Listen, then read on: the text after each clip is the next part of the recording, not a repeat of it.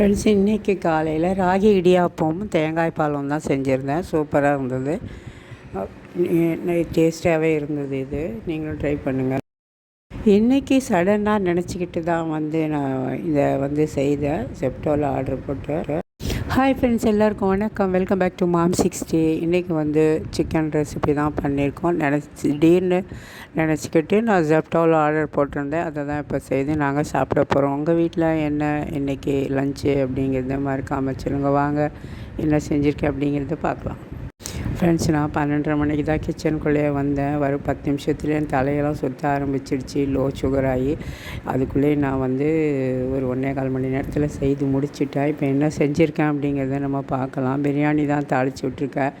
ஜெப்டோவில் chicken இன்னும் சில பொருள்லாம் ஆர்டர் போட்டுட்டு பாஸ்மதி ரைஸ் அரிசி ஊற வச்சுட்டு நான் இதெல்லாம் ரெடி பண்ணுறதுக்குள்ளே வந்துடுச்சு.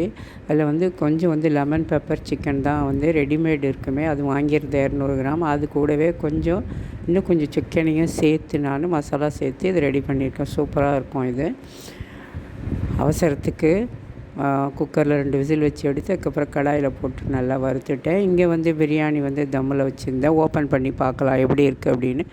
சிக்கன் பிரியாணியும் சூப்பராக ரெடி ஆகிடுச்சு. அடுத்து இங்கே கீரை பொரியல். பசியில் பாதி பொரியல் அள்ளி சாப்பிட்டுட்டேன். முட்டை வச்சுருக்கேன். இங்கே ஆனியனும் வெள்ளரிக்காய் போட்டு ரைத்தா பண்ணியிருக்கேன். இதுதான் ஃப்ரெண்ட்ஸ் எங்கள் வீட்டில் இன்றைக்கி பார்த்திங்களா. 12:30லேருந்து 1:45 கரெக்டாக லஞ்சை முடிச்சிட்டேன். அதுக்குள்ளே பயங்கரமாக ஒரு மாதிரி ஆயிடுச்சு. வெள்ளன்னு கை காலெலாம் உதறி போச்சு. பிரியாணி நல்லா தான் வந்திருக்கு. தம் பிரியாணி தான் பண்ணியிருக்கேன். ஒரே ஒரு டம்ளர் அரிசி போட்டு ஒரு 200 கிராம்ஸ் இருக்கும் போட்டு ஒரு 4 பீஸ் கறி போட்டு பண்ணியிருக்கேன். அவ்வளோதான். இது லெமன் பெப்பர் சிக்கன் போன்லெஸ் தான். இது ரெடிமேட் மசாலா கடையிலே அப்படி கிடைக்கும். நான் அதிலே கொஞ்சம் ஆட் பண்ணி பண்ணியிருக்கேன். இதுதான் ஃப்ரெண்ட்ஸ் எங்கள் வீட்டில். உங்கள் வீட்டில் என்னென்னு கமெண்ட்டில் சொல்லுங்கள். வாங்க சாப்பிடலாம். ஃப்ரெண்ட்ஸ், புதுசாக பார்க்குறவங்களா இருந்தால் சேனலை சப்ஸ்கிரைப் பண்ணுங்கள். ஃப்ரெண்ட்ஸ், லைக் பண்ணுங்கள், ஷேர் பண்ணுங்கள். மறக்காமல் சப்ஸ்கிரைப் பண்ணிக்கோங்க ஃப்ரெண்ட்ஸ்.